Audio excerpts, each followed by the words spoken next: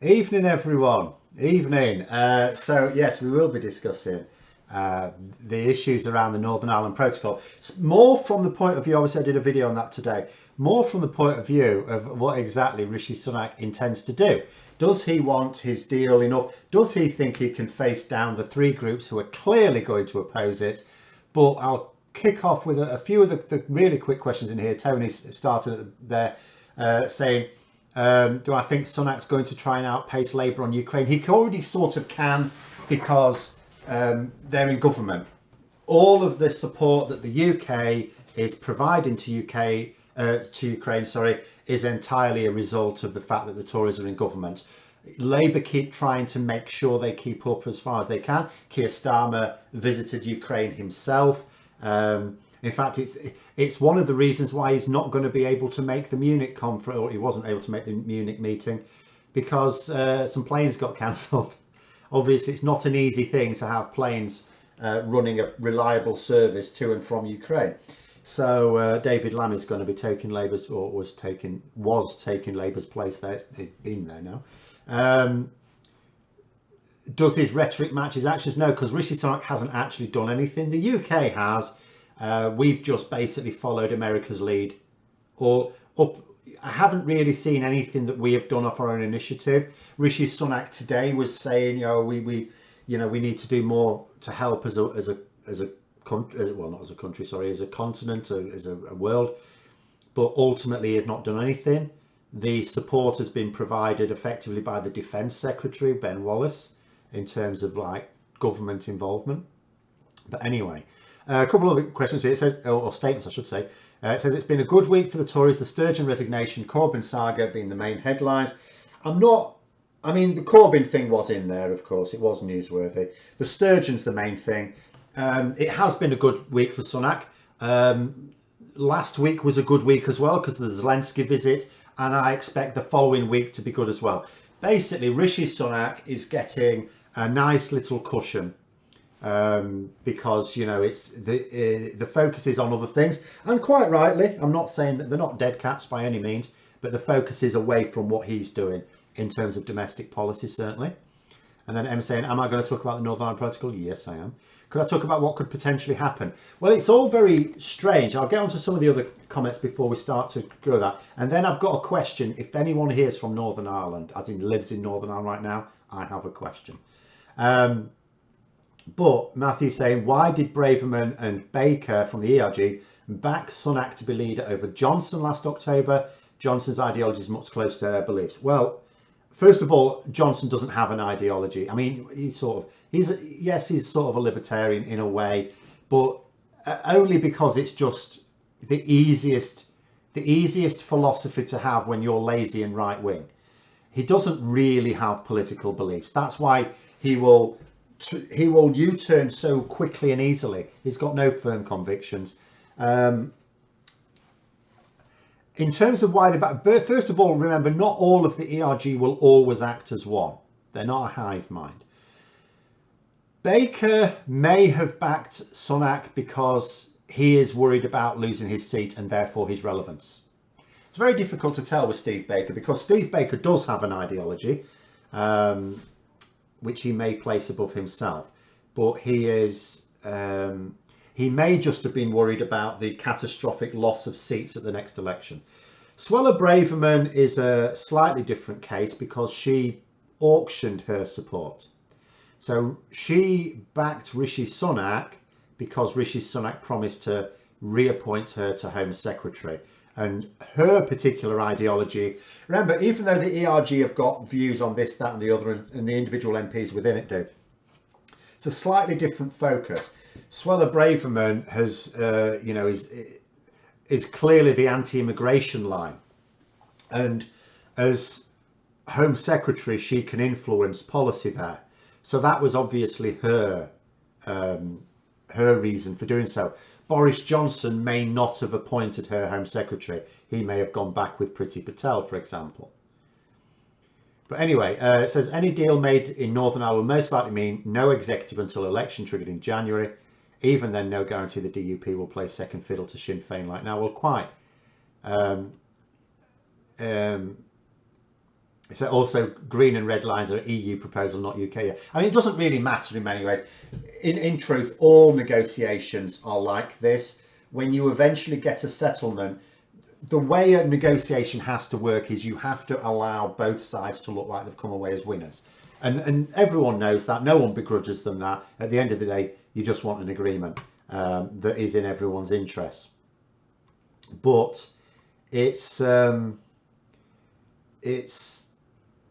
it will have far-reaching ramifications because it really depends. Like I went through the 3 groups earlier today that will oppose in some way any sort of settlement for the Northern Ireland Protocol. Boris Johnson's allies will be unhappy with it because it represents Rishi Sunak achieving something Boris Johnson could not. So of course they will seek to block it. They may even seek to use it to bring Sunak down. Second is the DUP. They obviously have major ideological concerns, some of them in it. The more practical ones are still not going to be happy about physical checks. It is a thing that forms some friction between Britain and Northern Ireland that does not exist between Northern Ireland and Republic of Ireland. It was, I mean, remember the DUP never supported the Good Friday Agreement in the first place. But from the point of view of wider unionists, it wasn't, the Good Friday Agreement was fine. It meant that there was no real, you could sort of imagine that you were in the UK, you could sort of imagine you were in Ireland, I mean, and it was fine. You could even choose what passport you have. But the impact of the protocol with the UK outside of the single market is visible, and they don't like that.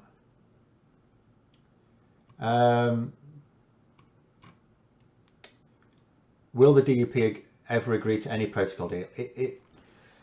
The only thing that would make them agree to it is pragmatism. They have in the past known to occasionally be pragmatic. If they can see, sure, I mean, I don't know, but surely if they can see that there is no other way, that they're not going to have the protocol dissolved, that they just need it to appear to disappear, then you can sort of see that there is a landing zone there. If you look at their 7 tests, I've forgotten what all of them are now, but if you look at their 7 tests, they're first of all, calling them red lines, just like Theresa May did with Brexit, is very foolish. It's very common for people to come up with tests in politics, like, oh, if it meets these 5 tests, or in their case 7 tests, they're a bit greedy. And usually they're so ambiguous that you could say that they've all been met or that none of them have been met. Like Gordon Brown came up with 5 tests for whether or not it would be in the UK's interest to join the single currency. I mean, he didn't want to join the single currency, so it's as simple as that. He just said, well, the tests have not been met. You know, you just make up tests that can either be met or not met according to your mood. Whereas the DUP, first of all, they've called them red lines, which implies zero compromise, and indeed that they're not the compromising kind. But you look at some of them and it's like they're not at all realistic. They're not. 2 of them, at least I seem to remember, are not at all compatible with the protocol, and the protocol's not been rewritten, it's not been renegotiated, it's done, it's finished. The EU aren't going to revisit it, it's not in their interest to. There is no other solution. You know, the best legal minds in Britain and the wider Europe tried to come up with a solution that would satisfy all sides for years before Boris Johnson went with the protocol in 2019. Years. When saying that you were taken by surprise by Sturgeon resigning, I think everyone was. It's like, it's one of those things you can see in hindsight. You know, when it happened, I wasn't expecting it, but I did think immediately what came to mind was several of the pressures which may have caused it, but at the same time no one expected it, at least of all, by the sounds of it, people in the SNP. And yeah, we have no clue who's likely to succeed. The first thing I did when I heard about it is I asked someone on Twitter who I know is an SNP supporter, and I asked who he thinks are the credible people to take over, and he had no idea. You looked at various polls, of what people think, and it's just like there's no clear front runner. And all people were doing, the ones who got the highest percentage, and all of them were in single figures. Can you imagine that? You're asking a political leader's just stepped down, and you ask people who are sort of interested in the party or supporters of the party, who do you think should take over? And not a single possibility gets into double figures. It's mad, So it does sound to me like even internally there isn't really someone in mind. I'm saying best friends from Northern Ireland is not in this chart. I told him, right, child. Whether he watches it or not, I don't know. I tell you what I was going to ask here. I'm not sure if I've seen anyone who says they do live in Northern Ireland. But it's a weird thing. It's the images behind me. So I've picked out, 4 of the prominent parties in Northern Ireland, press conferences, and I've noticed this before. Now, I'll tell you what I don't know. I don't know, and it's just a random tangent here. I don't know if it hardly ever happens and it's just that when it does happen I notice it because it's really weird, or whether it does happen all the time, in which case I'd like to know the explanation. So in the top left we've got Sir Geoffrey Donaldson, leader of the DUP there, a few people behind him. Top right got Mary Lou McDonald, Michelle O'Neill, leaders of of Sinn Féin, sorry. Michelle O'Neill just specifically for Northern Ireland. Press conference again, no one behind them. Colm Eastwood, SDLP on the bottom left. Naomi Long, the Alliance Party, the bottom right. And I'll tell you what I'm noticing. Now, first of all, before I say this, the DUP and the SDLP, of course, are not kindred spirits, are they? They're not, they're not on each other's side. What I want to know is this: why is Geoffrey Donaldson doing this press conference with 3 people behind him? Why is Colm Eastwood doing this press conference with 3 people behind him? And the others are not. Like, yes, Michelle O'Neill is with Mary Lou McDonald, but they're with each other. Like, they're both answering questions in the press conference. They're side by side. And Naomi Long, no one behind them. That's what I don't get. Is this a thing? Or is it just that it hardly ever happens and just it's bizarre, and it's just that when it does happen I notice it because it looks odd? You don't see this. Not just that you don't see it in Britain, you don't see it in other countries. If a political leader's given a press conference, it's not common to have people behind them, is it? And yet I keep seeing it in Northern Ireland, and I don't know why. But if there's no one here that sort of lives in Northern Ireland, then I'm not going to get my answer, am I? I might have to just try and keep it.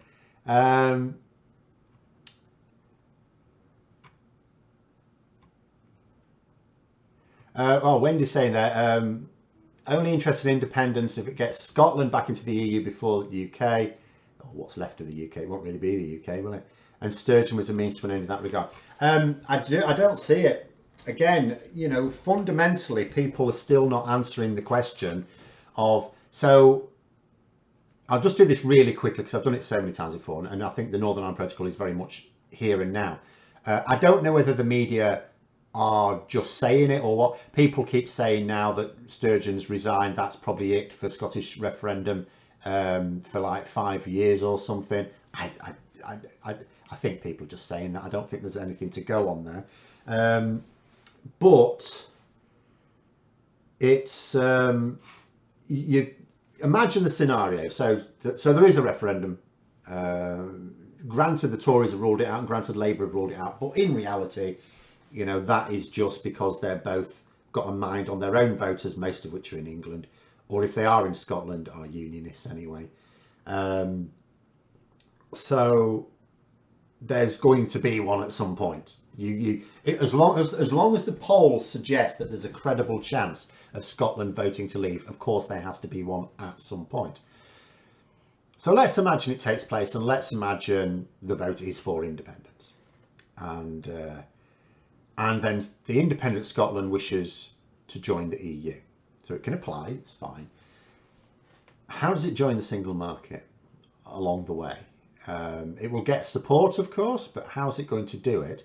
Because in order to prepare for entry to the single market, Scotland will have to secure a hard trade border with England, its main trading partner.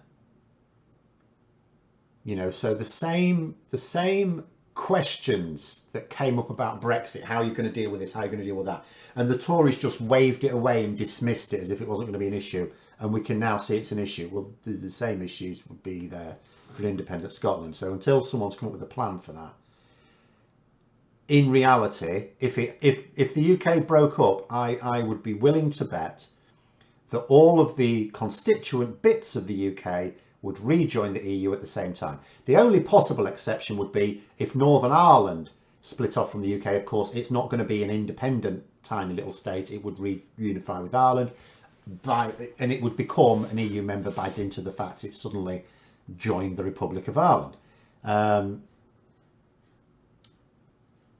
So that is your issue. You cannot in any way join the single market. I mean, you say in EFTA. I mean, EFTA is how they would.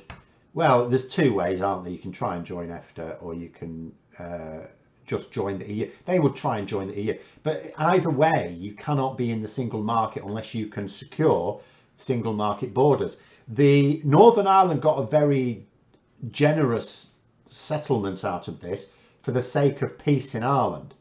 But there's not going to be sectarian violence in Scotland that necessitates the EU providing them with, you know, something like that.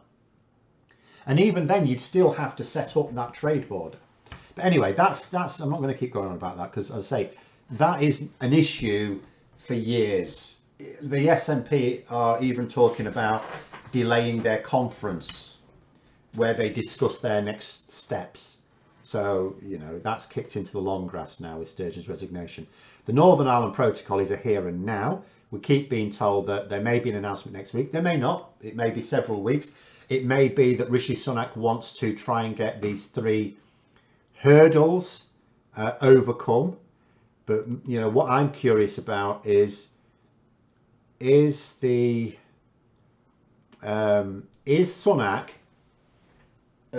I can totally believe he will face down Johnson's allies in Parliament, because at the end of the day, that's easy, even for Sunak, even for a spineless, you know, jelly like we've been having as Prime Minister for the past 7 years, 8 years, 10 years, pick your pick.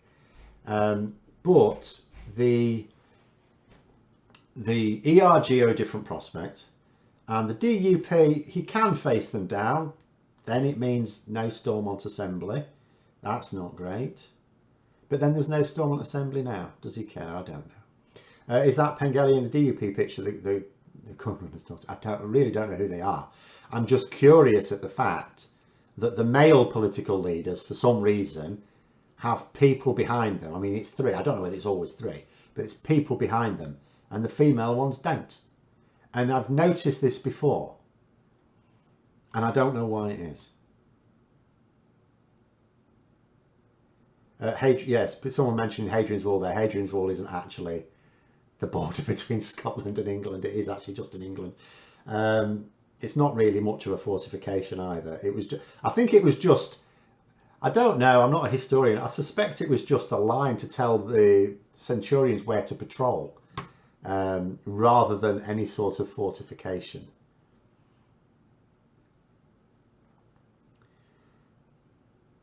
EU membership is a goal of the SNP, not necessarily the country. The SNP are means to an end.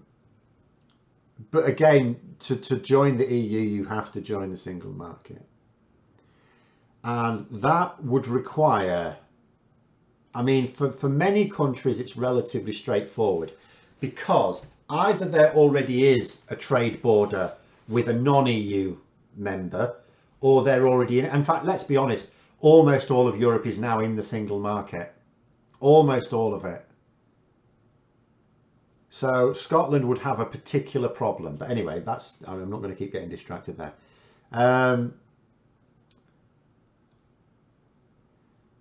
How is the UK government's grants matching the ex-EU grants to UK farmers, colleges, universities, other businesses? It is non-existent. At the moment, they're still paying the farming subsidies, although they're trying to buy farmers off to jump out of it more quickly, but they're going, in a few years, they're going to be phased out. I mean, they may not be, because the Conservatives may not be in power during the phase out period, but that is the plan. In terms of the others, like development funds, is non-existent. It's like barely 1% of what we were getting from the EU. You say it's a matter of when Scotland becomes independent, not if. You don't know that. We don't know. I mean, at some point, maybe. At some point, we'll all disappear under the waves. But there we go. Roman historian here. I'm close enough, Phil.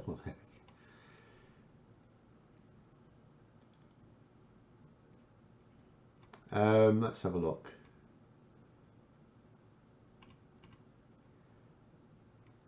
Oh, we'll go back onto the Northern Ireland Protocol. So Donaldson must think it's a sign of party unity and image of strength. I think it's all for show, although Sinn Féin might be just as extreme on the other side. They're more politically astute.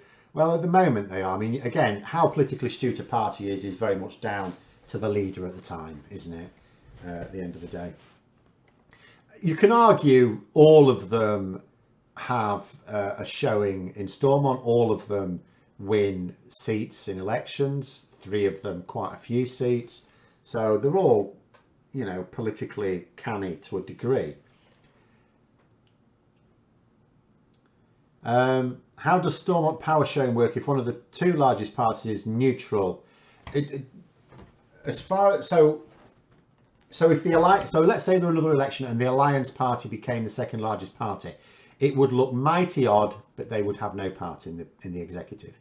The executive was set up specifically to share power between Unionists and Republicans.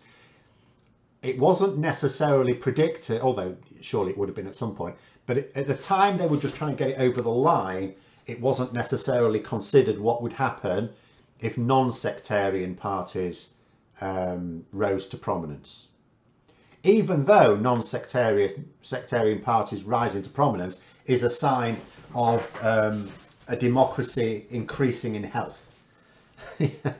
But it wasn't considered. I mean, to me, the whole concept of the power sharing executive, okay. The idea that one side could just veto the whole thing, not okay. That doesn't make sense. Why is that a thing? So I can only imagine it had to be to get it. What I imagine happened was that some fairly stupid things had to be included in the settlement in order to just get it over the line. Because this is surely one of them. Why on earth would you have a situation where one half of the executive can just veto the other half? Especially when you know they're going to be bitter opponents.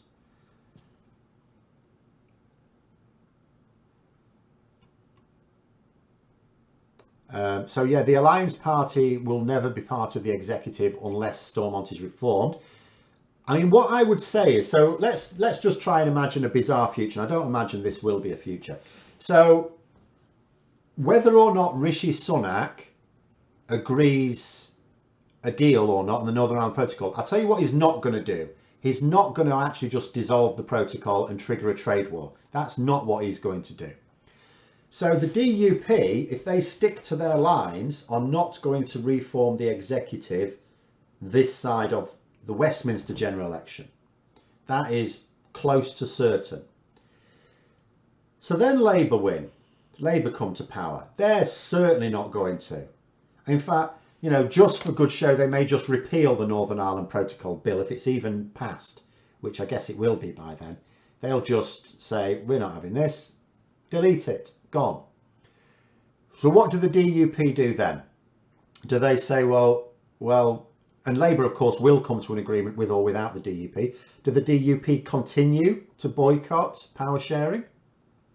So let's say this stretches on and it's been going on for 6 or 7 years. What then? Stormont functionally doesn't exist. You keep having elections, but the DUP keep getting in. What then? Your only option is to try and reform Stormont. It's your only option.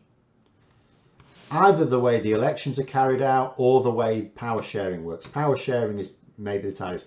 But I don't know enough to know what the consequences would be. You have to bear in mind, these are not just like very childish political groups like we have in this country. These are very childish political groups with very angry people with guns and grenades. So you'd have to be conscious of, and the DUP are already threatening veiled threats of paramilitary action. So there's threats of violence coming back into the equation here. And this is, of course, why people who did understand Northern Irish politics very clearly, whether inside or outside, said that Brexit would be a material threat to peace. Can't the government impose rule from the UK, and if the DUP don't want to be involved in the process, the other parties can manage local government without their involvement?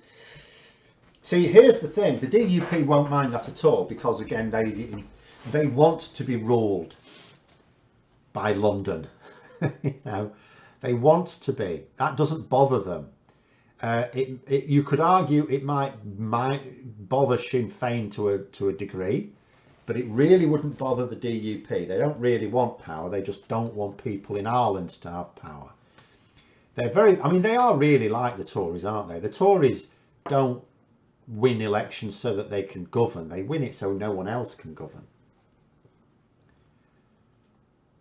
Could the UK, EU, USA change the Good Friday Agreement so the DUP or Sinn Féin not able to stop executive forming? I don't know how that works, because you can't obviously impose a treaty on Northern Ireland without Northern Ireland's say so. So the question is, how do you do it? In theory, again, I don't want to speak outside any sort of definite knowledge here. Because it's UK legislation, I think, that sets up the power sharing. So if it's UK legislation, then the UK Parliament can change that legislation. But given that it would be a serious constitutional change, I can't really see it. But at the same time, if Stormont is not going to exist, you need something. You need something. And remember that the power sharing aspect, which is just part of the Good Friday Agreement, that was done without the DUP's blessing. So can they? But something will have to happen. Maybe they could just threaten it, and the DUP will just have to behave themselves. It would involve rewriting the Good Friday Agreement. This is the problem, isn't it? You know, it was the way power sharing works was included in the Good Friday Agreement, and it would require the same antagonisms and cooperations to rewrite even part of it. And then what will happen, of course, you'll get unionists saying, oh, so you're happy to rewrite the Good Friday Agreement, you know, when we're causing you problems, but you don't want to rewrite it for anything that we want, do you? So, you know, it's a hell of a lot. It's a mess. It will always, Northern Ireland will always remain a mess until it reunifies. I mean, that's sort of where I am on reunification. It's really nothing to do with me. I just want people to be happy. You know, it's up to people in Ireland. But you just think there's no end to the antagonism in Northern Ireland whilst it remains part of the UK. Now, there will be a hell of a lot of antagonism after reunification as well. But then you think 100 years later, maybe not even that much, it will die down, because what will be the point in carrying on the argy-bargy?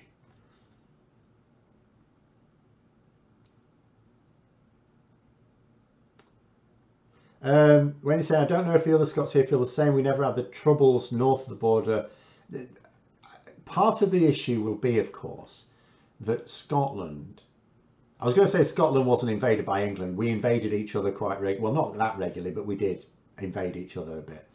But ultimately, when the UK was formed, it was cooperative. It was amicable. There were people in Scotland and people in England who opposed it, but nonetheless, the governments were you know, fully in favour of it. This is not what happened with Ireland. Ireland was invaded. Really, that is all there is to it. Ireland was invaded, and you know, people don't like that much. And as far as many people, not all of course, but as far as many people in Ireland will see it, Ireland is the last remaining colony held against its will. So, you know, there is a feeling in Ireland that Britain is a foreign country that many of them would like friendly relations with, but nonetheless foreign. Whereas for unionists in Northern Ireland, it's very much the other way. In fact, the more extreme ones like the DUP see Ireland not as neighbours, as foreigners themselves. You'll have phrases like, you know, Belfast is British, not Irish, and it's like, well, you can be both. But there we go. Partition never works anywhere. Well, I don't know. Belgium worked, but generally speaking, no, it doesn't. The Northern Ireland Secretary has pushed back elections several times now. It's pushed back to January 2024. Yeah, it's because they think if they can get a deal. The problem is they know if they have an election now that it will return materially the same result. The DUP and Sinn Féin will be the two largest parties. It really doesn't matter in which order it is, because although there are people, I mean, someone said in the chat here tonight, there are people who think that the DUP just don't want to form the executive because they don't want to be second fiddle to Sinn Féin. They don't like the idea of being the deputies to their, you know, to their First Minister, Michelle O'Neill as the First Minister. You're laughing at Belgium works. Belgium did work. It's been very peaceful for like 200 years maybe. Minor continental wars aside, but it wasn't Belgium's fault. I forgot what it was now. Yeah, so there might be a bit of that, but so it may well be that even if the DUP were happy with a protocol deal, that they would just come up with some excuse not to let Sinn Féin occupy the position of First Minister anyway. But even if you had more elections, and let's say it flipped back, I don't really think polls would suggest it will, but let's say it flipped back and the DUP became the largest party again. It's still not going to detract from the fact that at the moment what they are, it's like they've really nailed their colours to the mast of the protocol of it having to go, but it's not going to go, no matter what they do or say. If Stormont is in mothballs for 20 years, the protocol's not going to go. Really, what needs to happen, in fact, you could almost wonder if what needs to happen is we just rejoin the single market.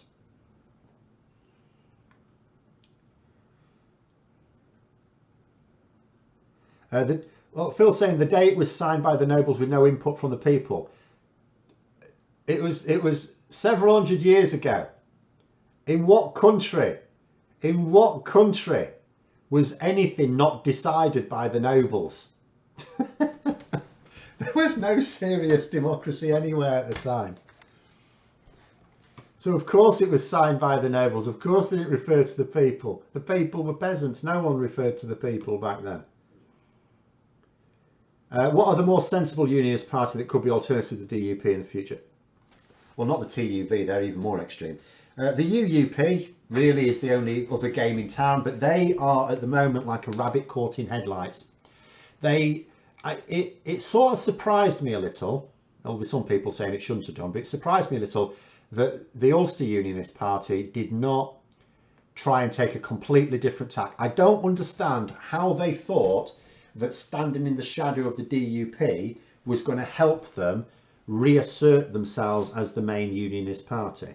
They should have taken a completely different line. And the UUP should be comfortable with the protocol, given that Brexit happened, which they were not in favour of, as far as I'm aware.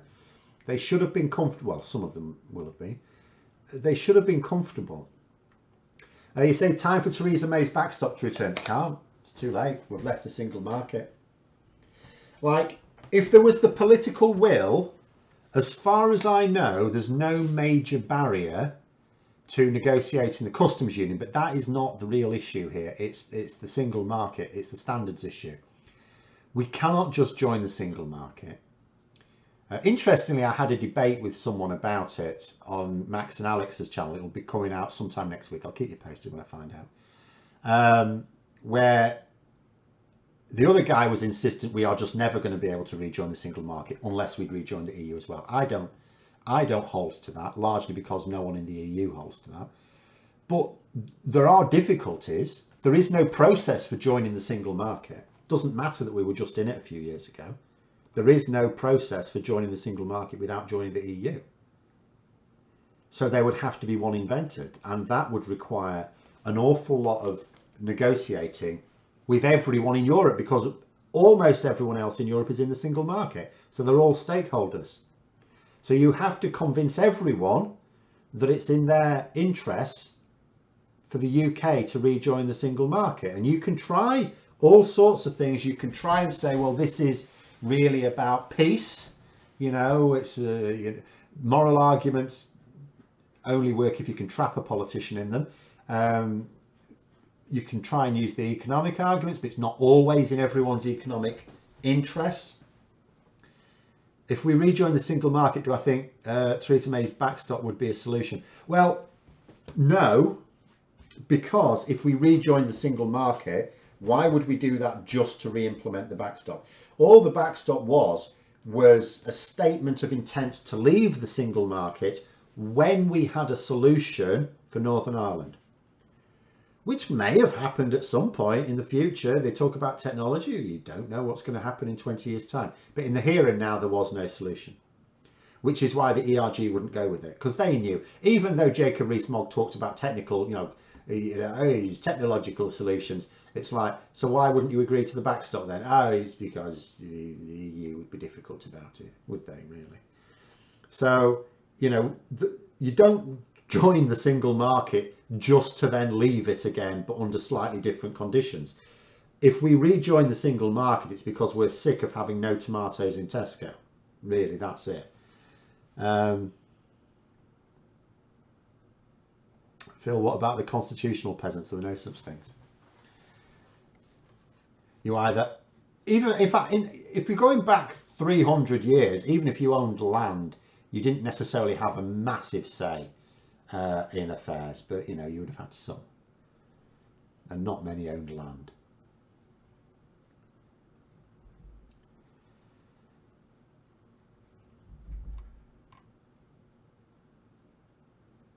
In what country weren't things decided by the nobles? Greece. No, behave yourself.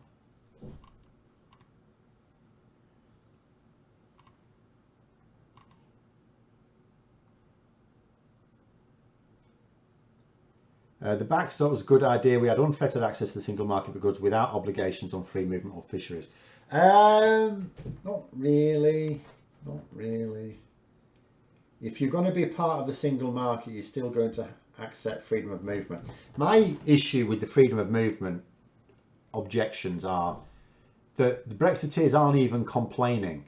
They're, what they're talking about, oh, they're complaining about people from India and Afghanistan and Albania coming over here, and it's like, yeah, okay, they weren't in the EU. So they were complaining about immigrants from outside the EU coming in. It's all the EU's fault.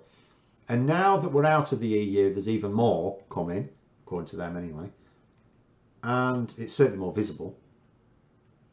And they're still complaining. But yeah, so the backstop was just literally, we will leave the single market when it makes sense, as opposed to the protocol, which is we'll leave the single market even though it creates this massive problem in Northern Ireland for which we don't care.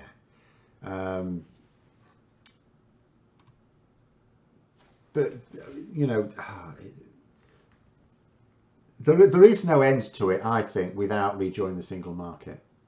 Ultimately, you could argue, and I did argue, that with Labour it would be easier because they're going to commit to standards alignment anyway. So because the thing is, right, bear in mind, the Northern Ireland Protocol was written into law at the end of January 2020. So the Northern Ireland Protocol was in law for 11 months. No one had an issue with it. And that was because we were still in the single market. So although it was law, it didn't have any consequences. It only had consequences when we left the single market and customs union. And if Labour say, right, we're going to just align us, and which they can do unilaterally, but obviously they will also want to use it to negotiate a closer trade and cooperation agreement. It will be, because what I was saying in my video today, for those who haven't seen it, is if you think about the problems with rejoining the single market, what is making it politically difficult to just say we want to do it, even though it would be difficult to do? What is preventing us having the political will to at least want to do it? Freedom of movement, isn't it? Is there any other? I mean, for some idealists or ideologues, whatever you want to say, it's the idea of having to accept EU laws. Okay, there's a bit of that. But for most people, it's if you ask them, it's the freedom of movement. But there already is freedom of movement between Britain and the whole of Ireland. So if Labour are saying we're cool with absolutely everything about the single market, with the exception of the freedom of movement, because that is not in our political interest, then when it comes to solutions for Northern Ireland, there aren't any barriers from a Labour government to at least agree in something. And also from the EU's point of view, because you're talking about coming up with something to stabilise a politically unstable part of Europe, it's in the EU's interests as well to work on something very close. How about adopting the euro? That doesn't help us. And also, so if you were to ask the people who are currently blocking our move to rejoin the EU, the people who actually chucked us out in the first place, and the ones who haven't changed their minds, and you were to ask them for a list of objections to the idea of rejoining the EU, okay, big old list, right at the top, at the very top, would be adopting the euro. This is what will make, even when there's enough of the population, enough of the voting population is thinking, we're sick of this, we're tired, you know, I want to make a salad and I'm having a right time of it, I want to go back to the EU. It might be that you go down the path of, well, let's try and rejoin the single market. That becomes, and then maybe it's the case that actually it's harder to join the single market on its own than it is just to join the EU with everything. So people go, well, look, I'm sick of having no tomatoes and eggs. So I don't know if people do tomato omelettes, but maybe they do. Actually, my partner was making some baked eggs and tomatoes today, so it is a thing. And you say, okay, so what about rejoin the EU? We're all in favour of that. All of a sudden the Brexiteers come out, oh, you're happy to lose the pound, are you? Oh, no.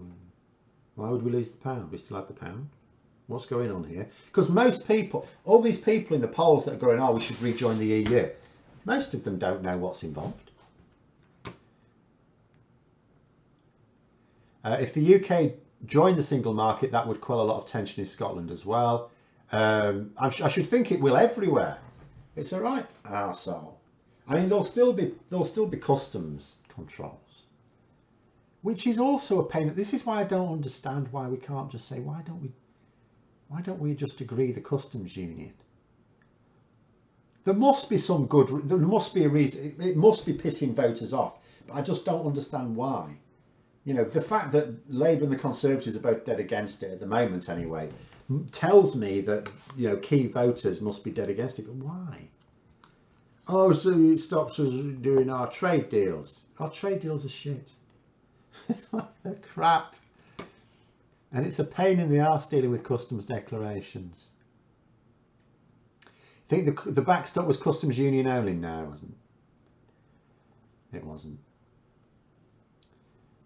Wouldn't have worked. The customs,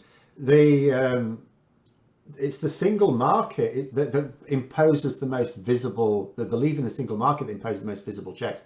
The customs procedures, because Northern Ireland is still in the same customs territory, like there isn't really much of a deal with that. It's that people are having to fill in customs declarations in Northern Ireland is nothing to do with really, well, it's nothing down to the protocol. Getting rid of the protocol doesn't stop that. In fact, it enhances it, it makes it worse. There's no single market participation without being an EU member. You tell all the countries that are in the single market are not EU members. They don't have a say in the rules that govern it, but there are several countries in the single market that are not EU members. Switzerland for one, Norway, Iceland. So there's several. And that is, but they're not in the customs union because they value that. Now, in their particular cases, they may have, in fact, some of them do have some good reason for that, but it's just not benefiting the UK to be outside the customs union. We're not getting any benefit from it. Like Norway and Iceland particularly do get some benefit. Switzerland must feel they do, otherwise they wouldn't be going through all the hassle. But the UK, it's like, I've not seen any benefit to us leaving the customs union. You have omelettes sometimes though, but no tomatoes. No, I wouldn't put tomatoes in it either, but my partner. Well, it's not an omelette, it's like an egg baked thing she did today, but it had tomatoes in it. I don't see the problem with the euro, it looks the same. The problem is that you lose monetary control of monetary policy. It's that simple. You lose control of your monetary policy. You are sacrificing. So if we talk about sovereignty, so as John Major said, we sacrifice military sovereignty by being members of NATO, but they don't mind that. We sacrifice standards sovereignty, if you like, by being a member of the single market. There's some political sovereignty with being a member of the EU, although given that we have a say in it, and a big say as well, it's not very much. But when you join the euro, you sacrifice control over monetary policy, you sacrifice your monetary sovereignty effectively. So there are good reasons not to. Now, granted, France and Germany, large economies, Germany of course a larger economy than the UK, decided that overall it was in their interests, and the UK did not. But that may also have something to do with the fact that the UK has an absolutely massive financial centre and its capital.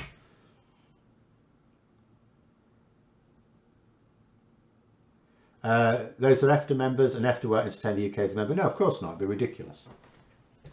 The UK is far too large an economy to be kicking about in EFTA again, because we would throw everything out of kilter. It'd be ridiculous. So what we would need is a EFTA-like agreement specifically for the UK, and given that the UK has an economy larger than all of EFTA put together, you know, you could do that. Now, again, the guy I was debating with said, but the problem is that EFTA don't want that. And it's like, yes, this is true. But where there's a political will for something, because countries who have a say in something always say they're against it, whether they are or they are not. And they will always come around when there is the political will to bring it together. Just put Lizzie in charge, no control of the pound either. No, that was a bit of a mistake, that. To be fair, I think even the Conservatives recognised that that was not their best move. My conundrum about why Labour don't have a policy to join customs union with the EU is because you refuse to believe Keir Starmer when he says about making Brexit work. That's because I know what Keir Starmer's past has been like. Keir Starmer did not have a knock on the head the moment he became Labour leader and suddenly change everything, every belief he has. You know, I paid very careful attention to what Keir Starmer said over several years before we left the EU. And at that time, bear in mind, he was doing so against resistance. He wasn't saying it because it was politically expedient, it was politically bothersome, but he did it anyway because it was right. All central banks of the separate states still exist and influence the EU monetary policy. Yeah, influence as in have a say. Influence as in control it, no. They don't. Whereas the UK does. What would be the minimum possible amount of GB Northern Ireland and EU GB trade friction with dynamic alignment but not being part of the single movement customs union? That is exactly what Labour will have to try and come up with. Now you can read, let me find it again. You can read their policies on it, and I have to say, they had this 5-point plan. It was last year. I'm not convinced they can get all of it, but that is effectively what Labour have to try and achieve. They need to achieve it because they need to boost the economy, and they need to do it fairly quickly. They also have no way of, they have no obstructions really from within the party. The obstructions when it comes to reversing Brexit are entirely amongst the electorate. So that allows them, it's what's allowed them to basically say that they want to do everything they can to improve trade with the EU, with the exception of rejoining customs union, single market, EU. That's all they've ruled out. And I say all they've ruled out as if it's just minor things. Obviously, they're big things. But what that means is it lays the groundwork for whatever is the closest possible relationship you can have while still outside of those things is what Labour will be pursuing. What they can achieve will be down to those negotiations in 2025. And I would suggest that if Labour are canny, and I'm sure they will be, then they need to frame it around Northern Ireland, because there's going to be because the negotiations are always negotiations. You talk about negotiating partners, they're not. They're negotiating opponents. They're always opponents, but you want to be doing it on friendly terms. So you have to think to yourself, so Labour want to strengthen the trade and cooperation agreement. The EU would sort of like it as well, because it prevents a lot of argy-bargy, but at the same time, they're quite happy with the balance of it as it is, because it means that they give their own businesses a competitive advantage over ours, because we have not been able to imply reciprocal trade borders, really. Everything's coming through. So you ask yourself, what have Labour got, what have a Labour government got to use as leverage? And I think there's two things, but I'm not a trade expert, or a negotiation expert, so other people may agree or disagree, but I think they've got two things. First of all is the security deal. So Britain obviously has the joint largest military in Europe. And European security is a big issue at the moment. So, of course, the EU want a security agreement with the UK, because lots of other European countries are not all that, even though Germany may change its mind a little bit, they're not all that keen on massive increases in defence spending, are they? So, of course, they want a security deal, and that is leverage that the Labour government have. And indeed, they've said that they want to negotiate such a deal. The second bit of leverage is making sure that they can stabilise Northern Ireland politically. And of course, to do that, you will want a much closer trading arrangement, and closer trading, like Labour saying we will commit to aligning our standards with yours and a veterinary agreement. I mean, that isn't just useful for trade between Britain and Northern Ireland, but trade between Britain and the rest of the EU. What was this? Labour should adopt a Swiss-style deal based on bilateral agreements. Yeah, Nico's saying it's not up to the UK, it'll be the EU deciding that. And in truth, although if we start to have a conversation about a Swiss-style arrangement, that will be a positive step, because that is a big reversal. That would represent a big reversal. Switzerland's relationship with the EU is quite fractious on trading terms, because Switzerland, just like any country that isn't an EU member, would like to have more control. It has to accept some EU rules, and there's a lot of argy-bargy about which rules exactly it needs to adopt, because arguably you only need to adopt the rules necessary to maintain the integrity of the single market, and not all EU rules will necessarily be needed. You can always argue that for your particular country, well, we don't really need this rule because it doesn't really affect our trade with you. So there'll be lots of arguments about that, and there'll be lots of arguments, no matter who's in government, between the UK and the EU if we were to try and negotiate that. So the EU would rather we just rejoin the EU proper, because it's going to be a massive hassle. Because Switzerland is a massive hassle, and we will be a bigger hassle because we've got a larger economy and we've got dumber politicians. Hasn't Starmer ruled out rejoining the single market customs union? Yeah, but that doesn't matter. Anything he promises is only for the next parliament. It can change instantly. And he can't rejoin the customs union single market next parliament anyway. Customs union, I mean, there's just not the political will there. Single market, I mean, the difficulties are incredible. So there's no point in adopting it. There is zero. Let's say that 100%. Oh no, that's not realistic. Let's be more realistic. Let us say that all of Labour's target voters wanted to rejoin the single market. So Labour adopted a position of rejoining the single market, right? They can't achieve it. They can't do it. There's no system for doing it. So you have to invent the system. And as I say, that means negotiating with everyone else in Europe. And it's doable. You know, where there's a political will, there is, of course, a way. It's doable. But it will take time. Ironically, it could be just as hassle-free or just as much hassle to just rejoin the EU. But there is, I think in this country, the political will to join the single market will come before joining the EU. But I may be wrong. But anything Starmer rules in or out is only for the next parliament. And even then, only when the manifesto comes out. But I don't expect any of the Brexit positions to change between now and then. Swiss relationship's a mess. It's a mix of lots of agreements accumulated over the years with associated sticking plasters for issues.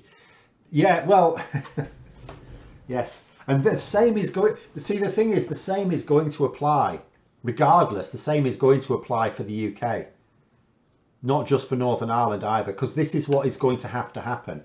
We are going to, and it's not in the EU's interest. I'm going to make this point in a separate video, I think. It's not in the EU's interest for Britain to remain at arm's length.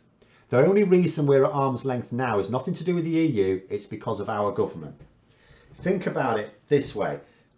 What is, do it for the chat, what is the only country in Europe that is not a part of the single market, apart from Britain or UK? What is the only country that is not a part of the single market in Europe, really?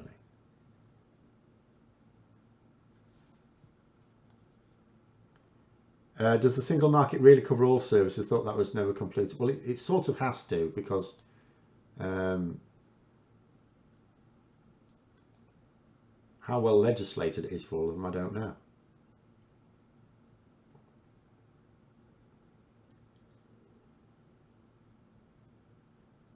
Belarus, there we go. Serbia, behave. What's Serbia in, anyway? Belarus. Now, Turkey's, is it really in Europe? I'm not sure that's really in Europe. It's sort of, I know it's a bit indistinct, but I'm not sure it's technically in Europe. Now, do you want Britain to be like Belarus, but a Belarus that has one of the top, a top 3 economy in Europe and the second or joint largest military? Really, no, that's a security issue. That the reason the EU exists is European security, European peace. That's why it exists. That's why it's always existed in all of its forms. Peace in Europe. It doesn't promote the idea of European security to have a, which at the moment, I mean, you know, no one's suggesting that we're going to, you know, cause security problems at the moment. But if you think in the future, if you think in a generation time, Britain, the UK is, governments are not going to allow the UK to just slowly collapse. It will fight back. At the moment, the path of least resistance is close alignment with the EU. But if the EU said, no, you stay over there, which some people say, oh, that's what we should do, tell the UK to piss off, then you create an enemy. And I don't mean an opponent, I mean an enemy. That's madness. That's insane. So it's in the EU's interest for Britain to have a much closer relationship. It's just that obviously we cannot take the piss by asking for special considerations that weaken the single market. We've already got some. Like the Northern Ireland Protocol actually does weaken the border of the single market. There's plenty of smuggling going on there. The EU are just accepting a little bit of it, but they can't accept it. You know, they can't let us take the piss. Can't for anything else. If they let us take the piss, other members, there are lots of members of the EU that are only members because it's economically in their interest. Not everyone is sold on the political project, you know, especially now, because it's now, at the time, you know, the major powers of Europe had all been invaded by someone, and now it's like on the edge of living memory. You know, there are still people who, of course, remember it, but it's now much fewer. So the people are getting a bit more complacent about it. You know, Ukraine may have shaken them up a little bit, but then you'll still get people, oh yeah, but he wouldn't actually invade Germany, would he? Oh, wouldn't he?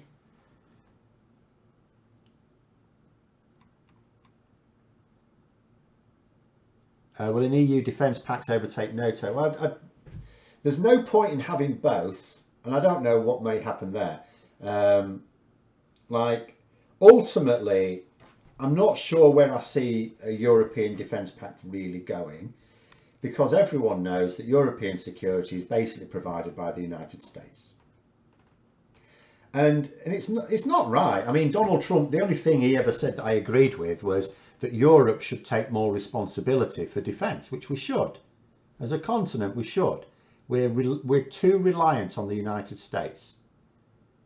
Too reliant on, I mean, Afghanistan showed that if it wasn't bloody obvious before. But anyway, right, I have to go through the last few because we're sort of out of time now.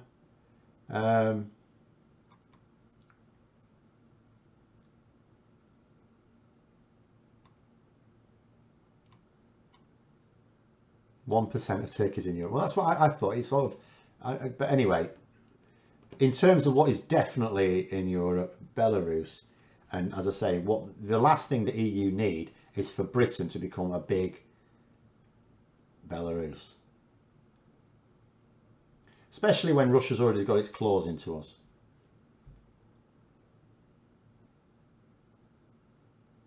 Any thoughts on PR actually damaging Labour's support base? Many voters will switch to the Greens. Oh, of course it would. Yeah, absolutely. Absolutely. But it is still in Labour's interests. And the reason I say that is because if Labour implement various policies that, for example, strengthen our public services, they may do so in a way that the Lib Dems and the Greens may not entirely agree with. But if the Lib Dems and the Greens get power, they're not going to dismantle them either. The Tories will dismantle anything that Starmer does. Anything that Keir Starmer can put in place, the Tories can dismantle it if they come back to power. So the only way to stop them is to at least stop their extreme wing capturing control of the party. It will also help Labour avoid a recapture from the hard left as well, because Labour would basically you say some people would go to the Lib Dems and the Greens. That may be more likely the Greens than the Lib Dems, I think, but the party would just split anyway. It would split. The hard left would emerge there, and then you'd have the rest of Labour, I suppose, how I imagine it, with the centre left mostly in control, and those of us on the sort of pragmatic soft left going with them anyway, mostly because we can't be doing with the hard left nut jobs. And you know, so you'd have it split, but that would be fine, because then what would happen is if the hard left ever got enough MPs to give itself the numbers to form power with anyone in a coalition, they would have to accept compromise, and that would be very good for them. And if they kept spitting their dummy out, which initially they would do before they've learned, then, well, the rest of Labour will just work with Lib Dems, Greens, whoever else emerges, because the Tories may split in two as well. UK will become a Singapore on the Thames. No, the EU are dead against that idea. They will not allow it. That's what some Brexiteers in this country want to happen, for us to become Singapore on the Thames. That is not what the EU want to happen. If I consider Labour to be centre-left, then I'd definitely vote Green after PR. Yeah, I mean, I wouldn't necessarily rule it out. It depends where the shift comes. Because when you change the electoral system, you change electoral strategy. And, of course, you change the offers. The offer in a manifesto from a party that wants to win power is designed to appeal to voters within the frame. Basically, it's like a Venn diagram. It's like, imagine the two circles. One circle is all the things your party would ideally like to do. The other circle is what your voters want, and you find that common ground between them. That is what goes in your manifesto. You know, everything that is in your manifesto that's outside of that overlap, but in the voters' circle, pisses off your party. And everything that's in the party circle, that's outside the overlap, is vote negative. So, but sometimes you can do it if you think you're going to win by such a margin that you can get away with it, fine. But that's what you're doing. You're having to look for that overlap. But when you change the voting system, where that overlap is can change as well.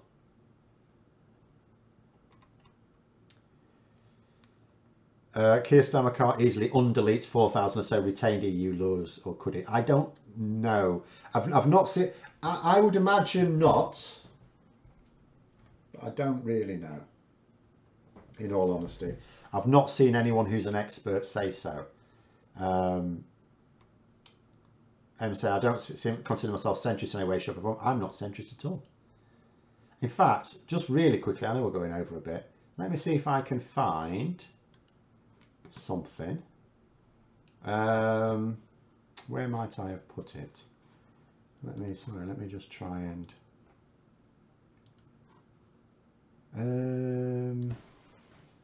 I did this recently. I've done it in the past as well. I'm not entirely. Have anyone heard of political compass? I'm not entirely convinced by it, but let me just help. This is going to be a bit clumsy. This is just the quickest way of doing it because we have sort of run out of time.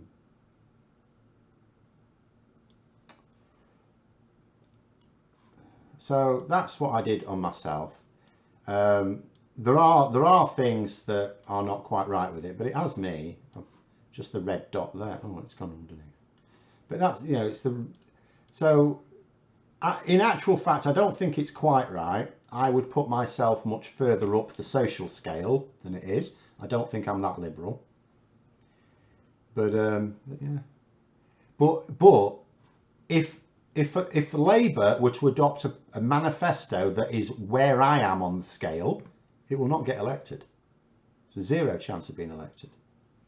Unless, of course, the Conservatives were presenting one that was the equivalent position on the far right authoritarian. That is the only way, and then people in the middle would have to go, well, which one do we go for? But if any credible party is presenting something roundabout where voters are, then that's where your offer is. And SFX saying I prefer something like 8 values. See, I keep saying, you know, I always say, if there are, you know, if you give me 2 versions of Labour and they have 20 main policies, and one of them has the 20 main policies that I agree with, that are the best for the country, and the other one has like 8, let's say, and the other 12 I don't agree with, as long as I'm not, but it's like, which one do I go for? And you think, well, the 20. But if the 20 is not going to get elected, but the 8 will, I'll go for the 8 because then I get 8 things. If I go for the 20, I get 0 things. With Corbyn's manifesto, and I agree with his domestic policies. His foreign policy was an arsehole, but his domestic policies.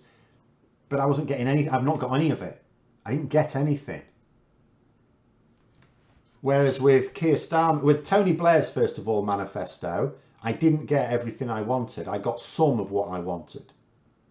But I got some of what I wanted with Keir Starmer's manifesto, which, remember, won't be Keir Starmer's manifesto. It's just the Labour manifesto that's needed to win. I will get something. But anyway, we'll have to call it there. We're going right over. But thanks for coming on, everyone. Have a very good evening. I'll be back on next week. Until then, I'll see you later.